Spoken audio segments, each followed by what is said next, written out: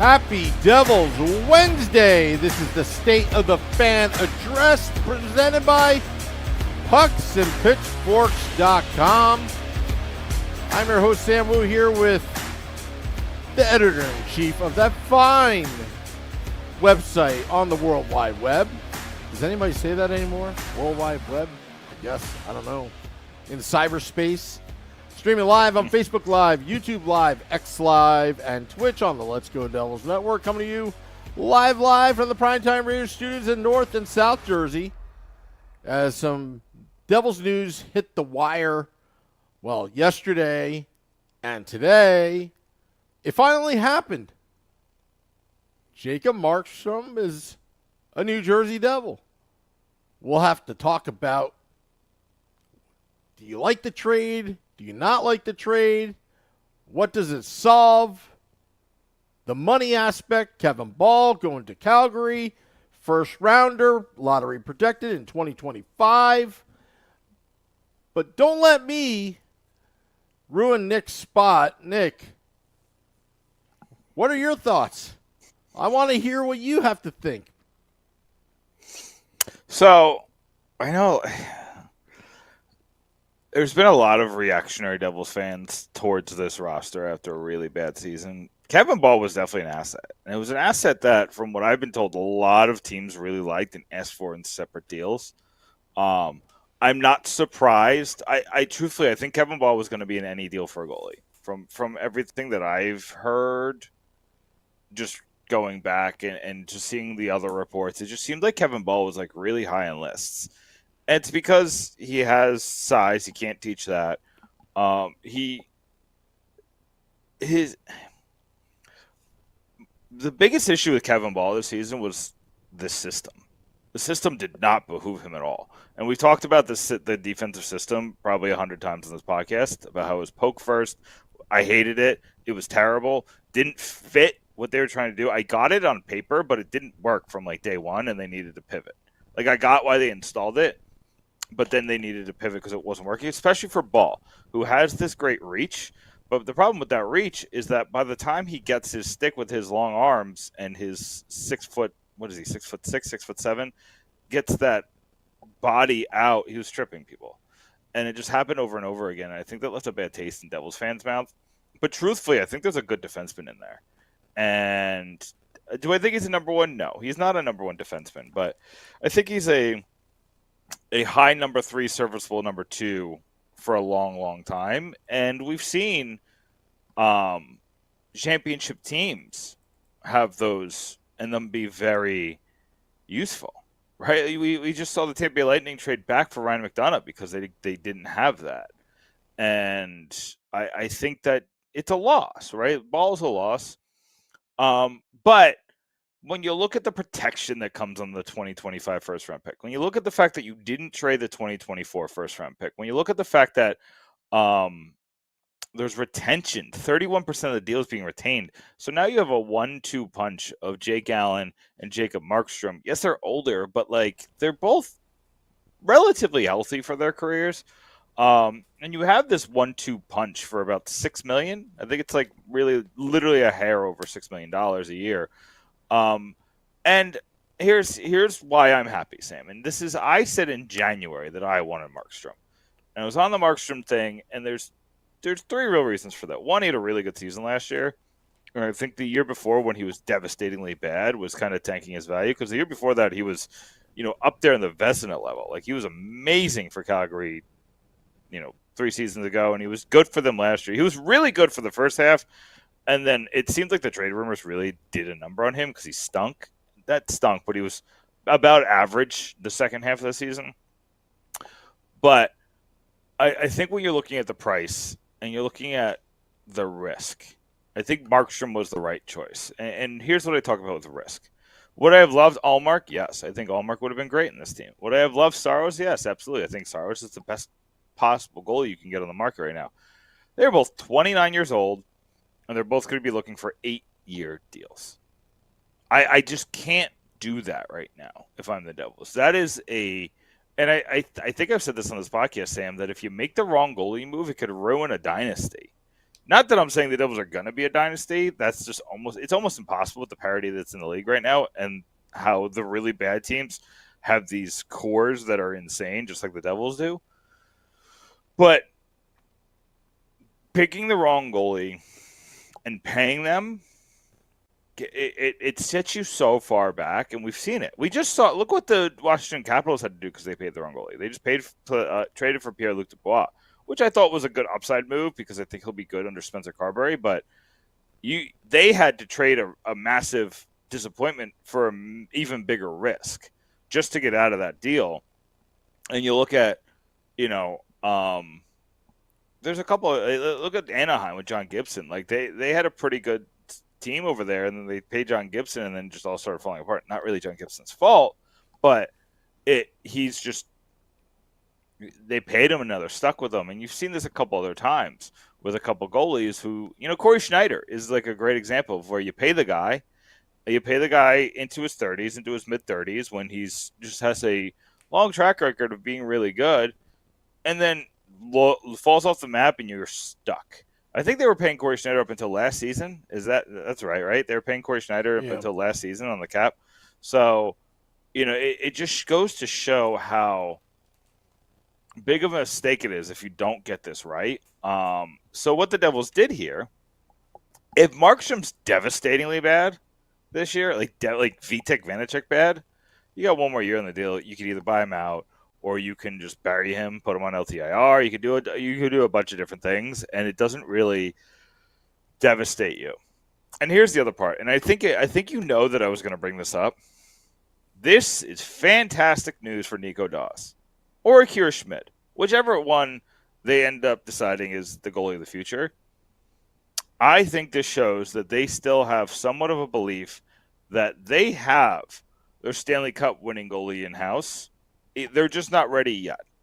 And I still think that one day when the Devils lift the Stanley Cup, if it's not next year, which I don't think they're there yet. I don't think they're a Stanley Cup winning roster yet. But if they do next year, then it's probably Markstrom. Any year after that, even 2 years from now, when Markstrom's still going to be on the roster, I think Nico Daws would be the guy who would be taking them there, just because I believe in the talent so much. I think they've used and abused this guy, and I think he's going to come back next year with a bionic hip. He's going to look like an NHL player for the entire AHL season. I think whenever Markstrom or Allen gets hurt, I think you call up Daws and you make him the starter. Maybe not if Allen gets hurt, but if Markstrom got hurt, I think you bring up Daws, you make him the starter. Two reasons for that. One, I think he's going to be ready, and if he's not, then that'll bear out. But I think you bring up Daws, you make him the starter. And two, you got to remember those conditions on that Jake Allen trade, that if he plays, I think it's 41 or more games next year, they get to give them a second-round pick instead of a third-round pick to Montreal. And you want to avoid that at all costs. So I know I just threw a bunch of things at you, and none of them were really about Jacob Markstrom. I think I wanted to kind of get to everything around it before we got to the crux. The crux is that the Devils finally have their goalie 1A. Jacob Markstrom's a good goalie. Is he a great goalie? I don't think so. I don't think they got a great goalie today. But they got a good goalie. And I think that's all they need. I think they just needed a good goalie. Last year was awful. It was awful. It had a lot to do with the new defensive system, a bunch of new defensemen, all very young, all inexperienced. Those guys have another year. Simone Nemeth and Luke Hughes have a year in the league, and they're going to be a lot better this year. I don't think they're going to see a sophomore slump. I think they're both going to be really good. I think they're going to get – I think trading Ball also opens the door for an additional asset. By the way, Ball was making over $1 million. He wasn't just making like the minimum. He was making a little bit, close to double the minimum. So really you're only taking back like $3 million for Markstrom. And now the Devils have about $16 million to upgrade the defense, upgrade the top 9. A lot of people are saying top 6 and bottom 6. I think you need a top 9 guy, and then it all depends on if you trade Holtz, right? Because I don't think they're done making trades. If you don't trade Holtz, I think there's a possibility that you could try Holtz, you could try Mercer, and then you could try whoever you sign in free agency, whether that's a Toffoli or whether that's another guy like a Tarasenko, or there's a couple other guys that would make sense, and just figure out who's going to fit there. And then you get you get a bottom six guy, and then you get another. Then what you get like two bottom six guys. Like you have $16 million to do that. Like you're in good shape. You went from in scary shape because you're gonna have to give a goalie like $6 to $8 million. To now you're in good shape because now you have $16 million to basically buy 2.5 players. Well, you have to buy. Oh, sorry. You also have to pay Mercer. So let's just call it $13 million. But I still think that's plenty, right? Because maybe $1 million of that goes to Nolan Foote. So you're talking about $12 million. So two $5 million players, I think is more than enough to add to this team. Yeah, you know what? I think beginning. I think it was a few weeks ago. What do the Devils need? They need a goaltender. They need a defensive defenseman. Check it off. An offensive defenseman. A top six. Do they really need an offensive defenseman? They have. No, I'm just repeating. I forgot where I read that from. Like or was it? Oh, Sarah Valley said. Yeah, yeah, something like that. So it's like, okay, well, am I a big fan of Markstrom? Not really. Am I happy that the Devils made this deal at the right price? Yeah. Yeah, I mean, you're going to have to give up some. That's the point. It's the right price. And, again, he is an upgrade from Vitek Vanacek, who is making, his salary cap hit last season was 3.5, I believe, AAV, 3.4 or 3.5. So it's around that range. If you take out, like you said, Kevin Ball out of the equation for that trade, and then the salary retention that Calgary's contributing to it, it's really a low risk, high reward situation, because look, if Markstrom, like as you said, tanks, well, you got some options here.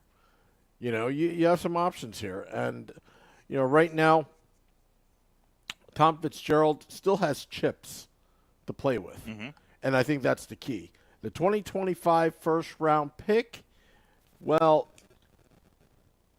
if it was in the top 10, say if the Devils are in the top 10, they've got it.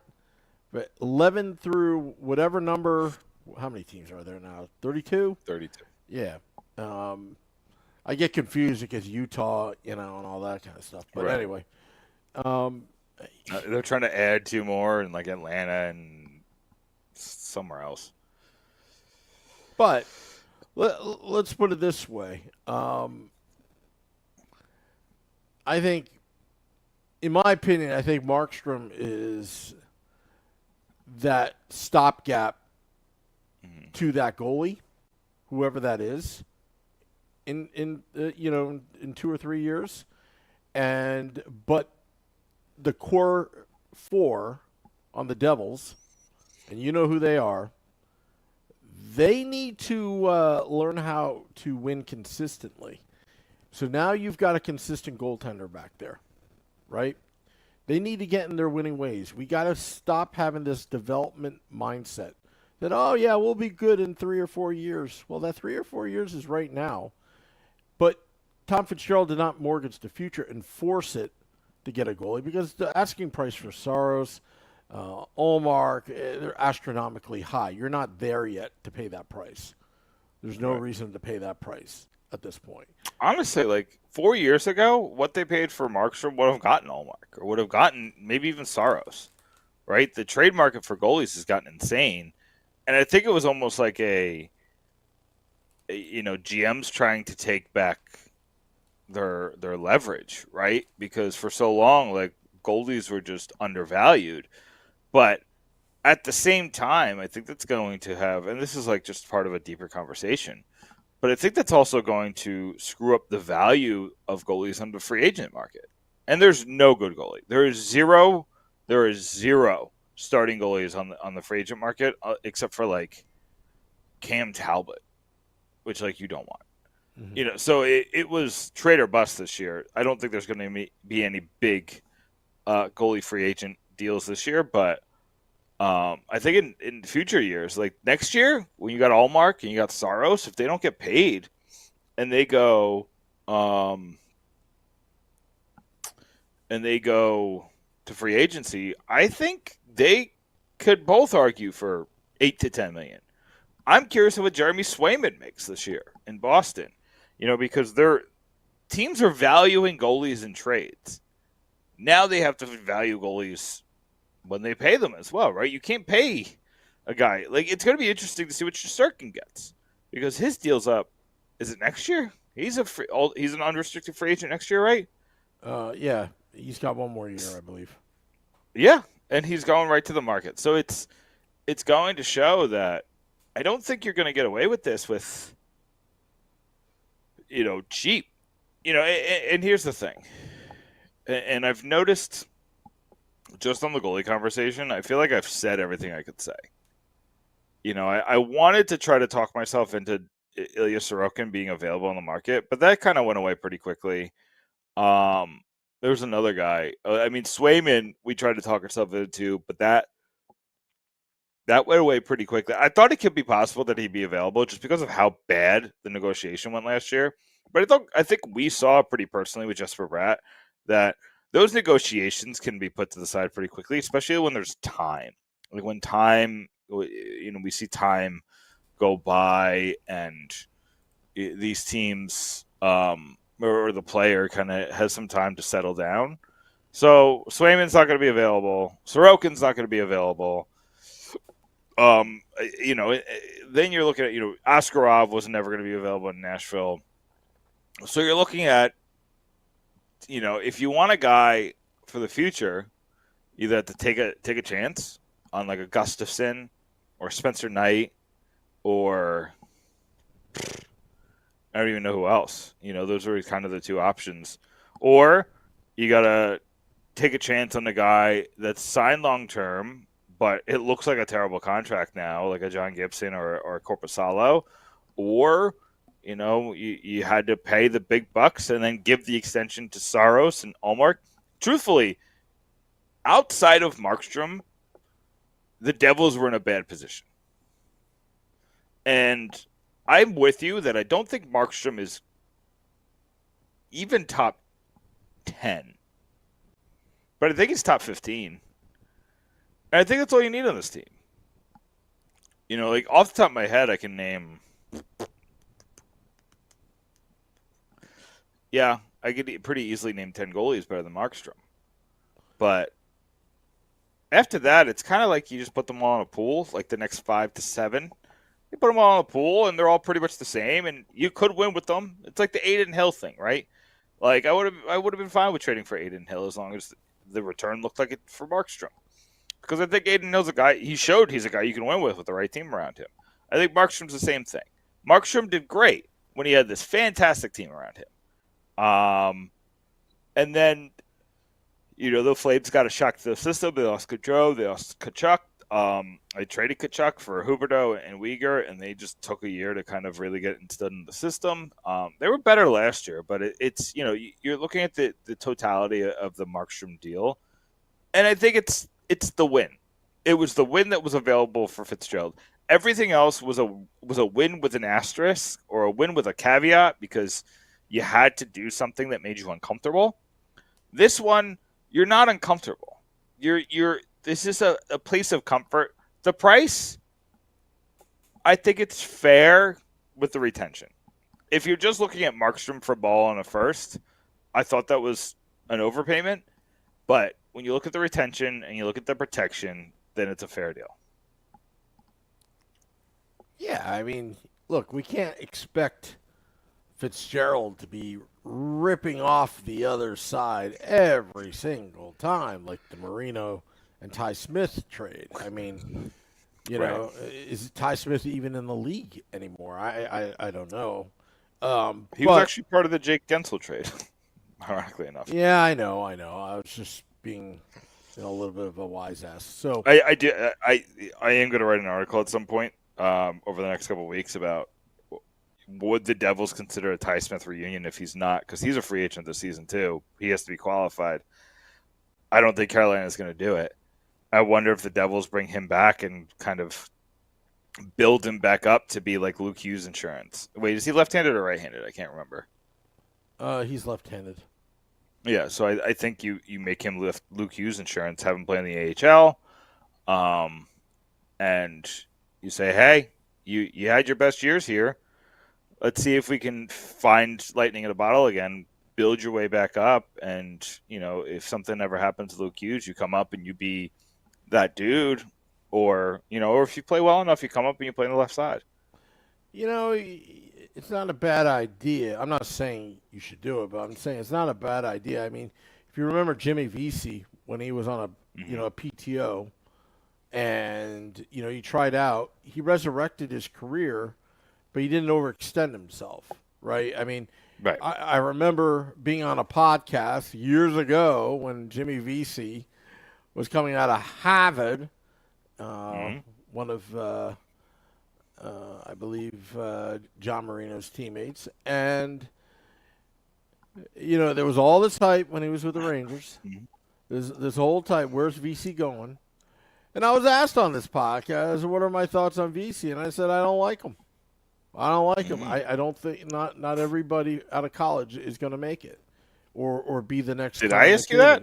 I might ask you that because I was excited about VC. I thought he was going to be decent. I didn't think he was going to be a star, but I thought he was going to be decent. No. We're talking before I was even doing the Let's Go Devils podcast. Okay. Yeah, if you know what I mean.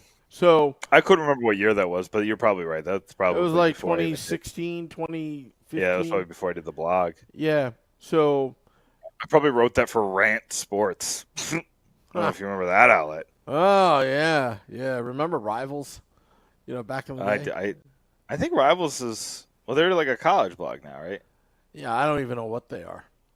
I think they just do college. I don't know what they are. But first off, we talked about it last time. I hate it when my routine changes, like going to Cap Friendly, okay, or watching Erica and Bryce. When things are taken away, some hurtful things right now. Well, I want to address it because, again, why can't we have nice things, Nick? Okay, why does somebody have Inflation? to screw it up? I don't know. I don't know. The whole Washington Capitals thing with Cap Friendly leaves a bad taste in your mouth. I almost want to get revenge on Ted Leonis and buy out something he likes where he can't have it, so he can get a taste of his own medicine.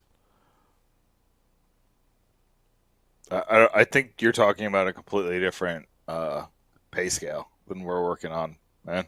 Oh, I know, but you know what? Let me tell you something. If Ted Leonis is watching, back in the day, I thought AOL sucked, and I stole all those free online hours with those. Listen, AOL killed WCW, so we hate AOL around here. I mean, the only thing I liked it was AOL Instant Messenger. Went off to college. We didn't want to play long distance. Sorry, I'm a little bit older, Nick. Didn't want to pay long distance. Oh, I had AIM. I just wasn't cool enough to have friends. And I put my status messages before Twitter. I put another Devils victory, and I had all like Flyer friends from college at Penn State. And people would get pissed off because I had a away message that trolled and made fun of your team. Anyway, can I just say you just reminded me of something that makes me laugh. What's that? The first fight I've ever had with a girlfriend, the first big fight, was about the MySpace top 8. What? First big fight ever with a girlfriend was about the MySpace top 8. She made me mad, so I made my sister the number 1.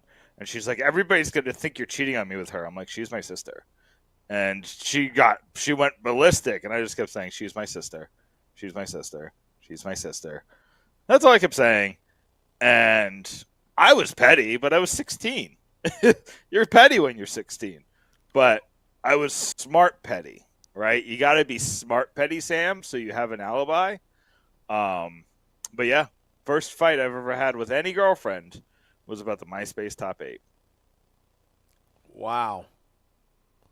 My old roommate said that I could write a book on it. How to piss off your girlfriend. Poor Mrs. Wu. Oh, I know. I won the lottery when I met Mrs. Wu years ago. You sure? She's a very understanding woman.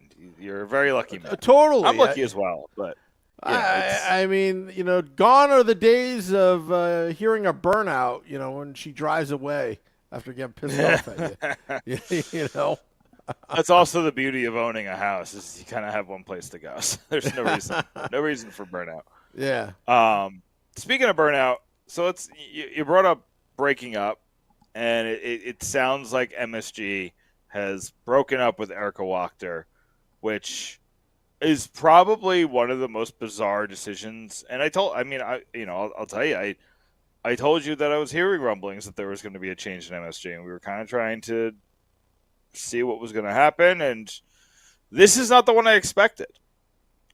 Only because I thought Erica would one day leave because she was so talented.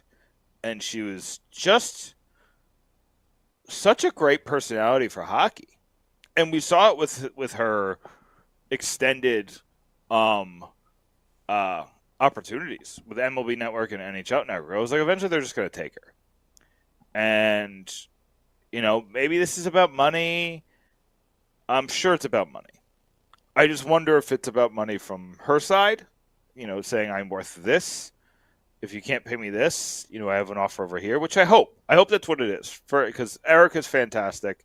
And I hope it was balls in her court because she deserves that. She's been so good for us. Is it 5 years she's been here? I think it's six seasons. Yeah, because it was pre-pandemic. But if it wasn't her decision and this was MSG going cheap, this is the same streaming service as charging you $30 a month. Is it 30 or 20? Either way, it's way too much money. And, I think they put a lot of eggs in that basket, and I can't imagine it worked. That's so much money for MSG. You know what? I am growing very suspicious with James Dolan and his whole empire. I mean, everyone's cutting the cord. You can't even get a deal for Madison Square Garden Network with Comcast, which is one of the biggest, or maybe the biggest distributor. That's still not. We got Verizon, so yeah, no, that's crazy. It's still not done, which is why there's an app, okay, and he's got his Sphere, okay, invests a lot of money, a lot of capital in that. New York City eventually will try to move him out of Madison Square Garden, although they gave him another 5-year permit last year, to extend the lease at Madison Square Garden on 34th, 33rd Street in New York. So I think the guy's losing money, and there are budget cuts. It's a very cutthroat business when you have a publicly traded company, okay? And look, during the lockouts, Nick, the finances of the New York Rangers and the New York Knicks was so fascinating. Okay? Anytime there was a lockout or a strike and they show the finances of the teams. Oh, the New York Rangers took a $34 million loss. We are poor. But in the accounting ledgers and the books, they don't count Madison Square Garden Network, which is worth billions, bringing in X amount gross revenue a year. They don't allow the players to have that. But now that part of the business is a slow, painful death because they didn't pivot. They didn't pivot fast enough. And then you see top flight talent like Erica Wachter, no fault to her own, okay? If this was about negotiating, Erica Wachter, just judging by how she is, on TV, or if you ever meet her, she's saying, this is how much I'm worth, and I'm worth it. But you know what? Sure. I don't think Madison Square Garden Network has the budget and money anymore like they used to. And we And kind of saw that with the lack of travel. There was games where Ken and Bill didn't go. yeah, They called it from a TV set. yeah, yeah. I was They're El noticing like the Cheapo. delay was the delay was insane. Like Amanda Stein would tweet something, and I watch it through the app, so it's a delay, but it was like a 3-minute delay Mm-hmm. when usually you're talking about a 30-second delay. Yeah, I mean, And even when this, go ahead. Sorry. no, it's my job to be on Twitter. Yeah, And to react to things and to talk with fans and to react to what fans are saying on top of react to what's happening in the game. So it just kept getting spoiled for me. It was this year was a miserable experience. I got like beyond just the Devils team. And I don't know if you noticed this, Sam. It seemed like they packed more commercials into the intermissions, and Erica and Bryce had very little time to talk. And when they did have time to talk, they were like kind of forcing some guests on there. Sometimes they were good guests, but sometimes it just seemed like they were forcing something. And I just wanted to hear Bryce and Erica talk. yeah. Oh yeah, and again, Bryce, his analysis is top notch. He makes analytics fun, and you know how I'm so against analytics, but he makes it fun. And again, it's like when they take away, there's a human element there that it's almost like Erica, and even the rest of them, Danico and Spalding, and even Steve Cangelosi, good friend of the podcast. They're part of your Devils fandom, and they're now she will not be part of that Devils fandom. And then the replacement, I love the corporate talk that they're taking a different direction, right? Erica, stated that in her Instagram video, Right. and she did a great job with that because it's not easy. And it's just, can we stop with the BS? And I'm not saying Erica. I'm just like this whole, we're taking a different direction. Why don't you just admit you don't have money, or you like somebody else or whatever? I'm just kind of interested from a programming value, what's happening.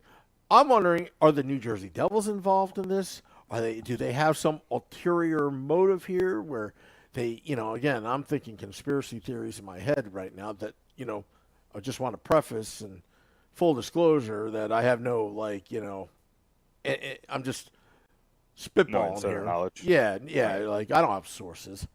And if I did, I wouldn't tell you. That, are they doing something with this? And you know what? I'm even surprised that didn't the Devils renew their contract with MSG Network? I mean, Harris and Blitzer are so rich that they could just do their own RSN and make it all New Jersey. And then you put the Sixers and the Devils on there. That's half of the equation, South and North Jersey. Central Jersey doesn't exist. Or does it? I don't know. And, I think it does exist. I just don't think we can agree on where it goes. I think it's Union to Union County to Ocean County. well, it's really And then it that. comes to a triangle at Trenton. Well, it's that mix of pork roll and Taylor ham. There's that little it's like kind of like the Mason-Dixon line of breakfast sandwiches, kind of thing.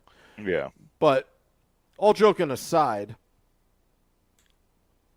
again, I'm hurt by it. I feel for Erica. I hope, and I know deep down inside that. Remember the Art Cal story? Look at him now. It's their loss. She's going to be worlds better. Yeah. She's going to be in much better shape. And they're going to get a young new, young person to take over. I assume they're going to go for a woman just because they don't have a woman on the broadcast, and that, representation. I appreciate that. It might be that Anna Dua. Is that her name? Yeah, I had a feeling, I had an inkling last year with some of the guest appearances that is this Is this? They're very unexplained, and she's not associated with the Devils in any other way. Yeah. She tries to be like a national reporter, so. And I thought, she, Yeah, it was if strange. I was going to critique her, because I can't critique because I used to be in the business, I thought she was over prepared every time she was on. Like, it's almost like she had the answer right before. Like, it was just weird. Right. And it might be a new medium for her, so. Yeah. But she's fun on Twitter. I enjoy her account, and she's informative and engaging. So, I would hope that they just kind of let her be a personality instead of, a robot. But that's the worry, right? Is that they're looking for somebody who has no personality and just draws the corporate line. And I'm not saying that Anna was doing that. I'm just saying that, these corporations in general want that. So it is what it is. But we got only a couple minutes left, Sam. I kind of want to do a quick pivot, if that's all right. Did you have anything else in Erica you wanted? What do you think is next? We kind of touched on this, but they still got this 10th overall pick.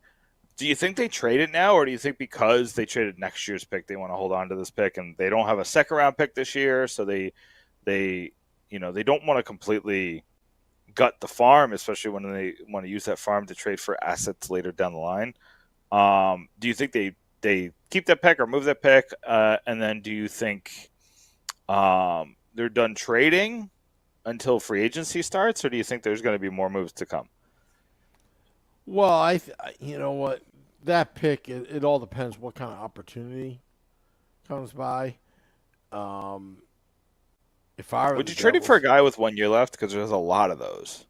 What, the 10th like overall? Jacob Chitrin, like honestly, you want my honest opinion? I haven't done any scouting in terms of the draft. For sure. But next year's free agency looks insane. Can we solve this goaltending issue once and for all and actually draft one in the first round? This isn't the year to do it. It's not.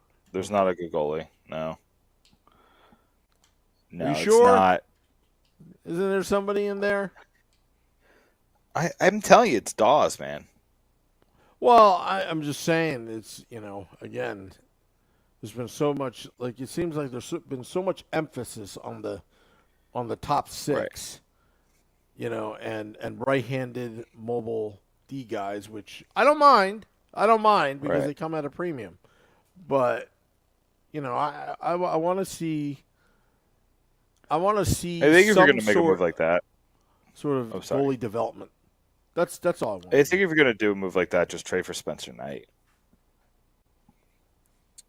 Dude just needs out of Florida. I don't know why it's not good for him, but it's not good for him. You now have like a little bit of extra breathing room to spare on goalie, and you can give him like a gap year, right? You can keep him in the NHL roster and do my plan this whole time. Having 3 goalies in the NHL roster, it's more expensive than you'd want for a third goalie, but you're paying for his future, not for his present. And you have Allen, you have Knight, and you have Markstrom. I don't think Knight would be thrilled with the situation today, but one thing I said, and I do want your opinion on this. Fitzgerald has done a better job of selling this league on New Jersey than any GM in any sport I've ever seen. I don't know how much of the Markstrom press conference you saw. I saw some of it. I saw a good bit of it. The way he talks about New Jersey, not just the team, New Jersey, living in New Jersey. He's excited to live here. He's excited to, and I don't know if you noticed this, Sam, but in these press conferences, like I'd say as little as like 2019, 2020, when guys would talk about coming to New Jersey and being excited about coming to New Jersey, they're like, yeah, it's just a train ride away from New York. It's right down the street from New York, blah, blah, blah, New York. You're close to so many different big cities. I now hear people talk about New Jersey, how great New Jersey is, how wonderful it is to call New Jersey home. So I think that's interesting. And And I think it goes back to a lot of different things that Fitzgerald has done. Every single person that comes here has usually played with a guy who's played under Fitzgerald. Jacob Markstrom has played with last year. He played with Coleman and Sharangovich. He's played with Dougie Hamilton, who he said has had very good things to say about New Jersey. He said he talked to Jake Allen, who had very good things to say about New Jersey. Fitzgerald is selling people in the culture, and it's because he doesn't burn bridges. This is a hard business not to burn bridges in. Just think of Riley Walsh. Like, how easily could he just have burned that bridge and it never hurt him in the future? Because he's on the fence of being an NHL player in the first place. But he traded him when he didn't have a spot for him. Instead of holding him ransom, he traded him to Boston for Chin Bowers, which is just like a depth center, just to give him a chance to go back home. Those things go a long way, on top of how bought into this region Tom Fitzgerald is. So that was one of the things that I think is going to be an advantage in the long run when you're looking at signing guys. Like, that's partially why you brought up Jimmy Vesey earlier. And the one thing I don't know if you remember, the Devils were in on him when he left Harvard. Of course. And it's probably why people were asking you. And he pretty darkly spurned the Devils, as did Kevin Shattenkirk. Used the Devils as leverage. I also have a sneaky suspicion, so did Artemi Panarin. A lot of people were saying that he was using the Islanders. I think he was using all three teams in this region to go to New York. I'm not hearing that anymore. Right? Like, maybe you'll lose out on, like, a smaller player. Wasn't Jacob Trudeau one of those as well? Well, he was traded. Yeah, I know. He was traded, but didn't he have a say in it? Yeah, he had a no-trade clause. So he kind of held out for the Rangers. And you're just not seeing that anymore. It's now that the Devils are a team that people are targeting. Jacob Markstrom targeted the Devils. The Devils were number one on his list. He allowed discussions, apparently, with Toronto, and they're saying Ottawa. I don't believe the Ottawa thing. I believe he might have waived to go to Toronto because Brad Treliving's there. But I have he wasn't going to Ottawa. I think that's probably the best thing that Fitzgerald has done, is talked this league into New Jersey. I don't think, you don't even hear fans talking about relocating New Jersey, like even in a joking manner, because it's just not on the table anymore. This is a good market. It's the only team in New Jersey that, besides the Red Bulls and besides the Giants and the Jets, but they don't even claim New Jersey. It's a team that claims New Jersey. The only team that claims New Jersey. And this fan base, largely through social media, has built a camaraderie that is reverberating to the players. On top of what Fitzgerald is doing to sell the market.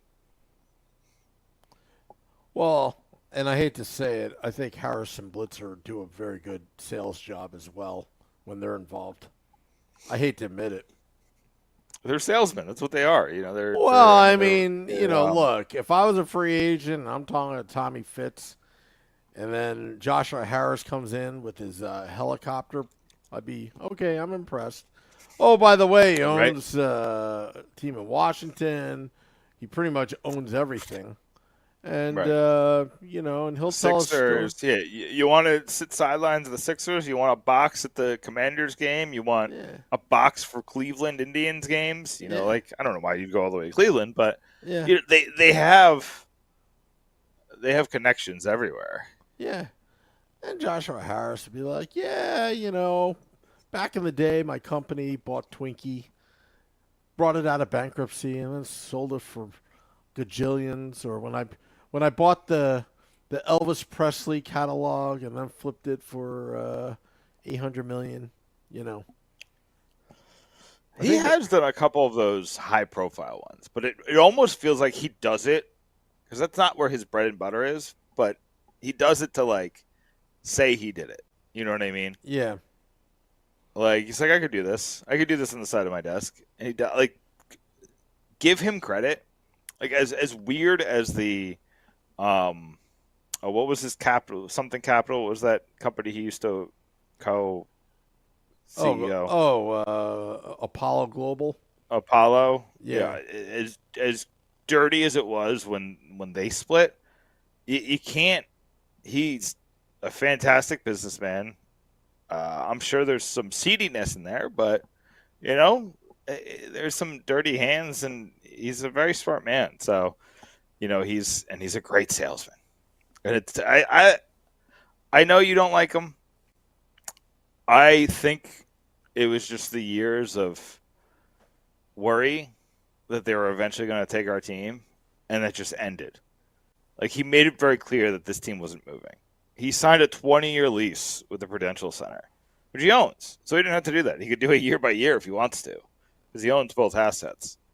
He made a commitment to this team, and he makes the effort in the sales. So I personally am a fan.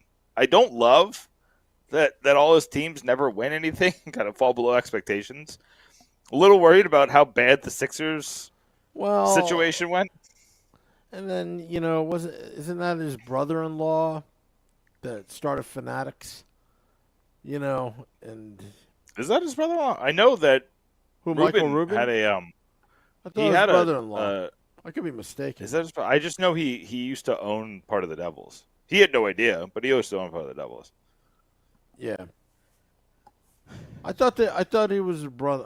I could be wrong, but you could be right. I just don't. I don't have that information. Yeah. But Fanatics. I bought my last. I hadn't bought a Devils jersey in about 10 years because I'm very anti Harris Blitzer Sports Entertainment, so I hadn't bought a jersey since they've owned the team. But I bought the last Adidas jersey. Because I figured, I better, because, all this hype that Fanatics is going to screw it up. It's going to screw it up. And then Scotty said on the podcast today that he finally got his Stadium Series jersey 2 days ago. That was such a mess. Yeah. And you see how, those jerseys go for $1,000 now. It's insane. Yep.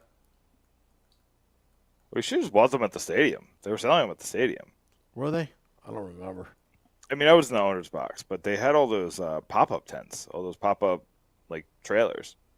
Yeah, but were they Fanatics or were they Adidas? Oh, I think. Well, I would assume they're Fanatics. Yeah. See, that's the thing. Fans don't want Fanatics. They want the real stuff. All right. But now the real stuff is the fake stuff. Right. Yeah, Fanatics is taking over. Major League Baseball. I mean, I need a microscope that was such a mess. to see the the last names on the jersey. But on a side note, I'm a big Grimace fan right now. What is that? Can you explain that to me in 30 seconds? I think 8 days ago, Grimace, I guess McDonald's was doing a promotion and threw out the first pitch, and then on social media, the Mets won, and then on social media, the Mets social media department said, "Hey, we're 1-0 when Grimace pitches," and it was 2-0. Okay, it's probably not gonna last, and now it's at 7 games. Oh, yeah, in a row. And they're looking to do 8 in a row tonight, but I haven't checked the scores yet. Okay. Yeah. All as I know is they took out Garrett Cole incredibly early, earlier than they took him out of the minor league game, and he was pitching well. And I think they're losing. The Yankees are losing now, so baseball's a weird boat. It is. It is. But anyway, that's all I got. Plugs. Well, we're trying to figure out the NHL draft, and then Shorts guys maybe we should do it with the Hockey on Tap guys, but at Billy Dean's house or something like that. So we're not sure what we're doing. It was discussed today. It is. The draft is what, the 29th? The 28th? Friday night?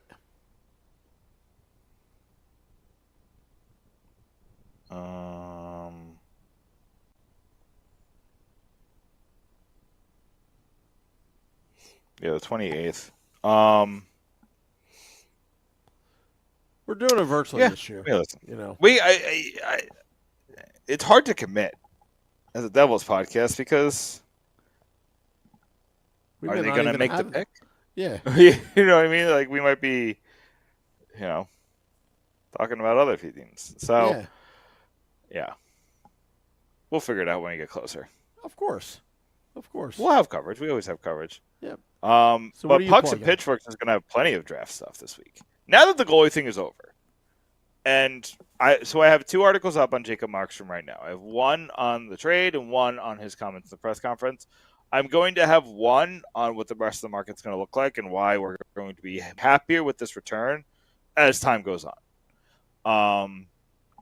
And then I think we could stop talking about the goalie for a little while. We got a lot of other things to talk about. So I'm going to do 5 players the Devils could take in the second round. 5 players the Devils could take in the third round. 5 players the Devils could take in the fourth round. So on and so forth. Just kind of looking at those rounds and players I think will have a lot of value and just kind of doing a little bit of scouting and analysis and falling in love with players myself. I'm going to do the Ty Smith piece that I told you about, but that's going to be sometime in the next couple of weeks. I'll fit that in when it kind of makes sense. I just did 5 big money free agents that make sense for the Devils. So go check that out. That's on Pucks and Pitchforks right now. My next piece is going to be 5 bargain defenseman free agents that the Devils could target right now. I might have to change the list a little bit. I already have the list written out. Might have to change it up a little bit just with the Kevin Ball trade. Might have to skew a little bit more towards the left-handed defenseman, but we'll look at some right-handers too. And then we're going to have 5 bargain forward free agents that the Devils should target. And then it's off-season content every single day. Like, we're gonna have new content every single day. We had new pieces by our new guy Jack. We had pieces. Vinny Parisi's coming out with a piece on Nikita Zadorov. It's content galore, folks. Content galore. Oh, stop it, Nick! I can't. I got content. Oh, you're torturing me. It's like being a vampire and being near silver in the sun. Eventually YOLO just became a word, and Webster's dictionary just accepted it. I just think you have to go the way of Webster. The only Webster I know is that show back in the 80s. Yeah. Anyway. Well, want to thank all those tuning in. Lots of people on YouTube Live. So someone, I forgot who, thought I was drunk. No, I'm not drunk, but Drink and Crew Brew, where we make winning memories together, one crew at a time. Max said the petition to get Erica back. Bring back Erica. I echo the sentiment. But dropping the podcast at midnight. Apple Podcasts, Google Podcasts. Till next time, let's go Devils.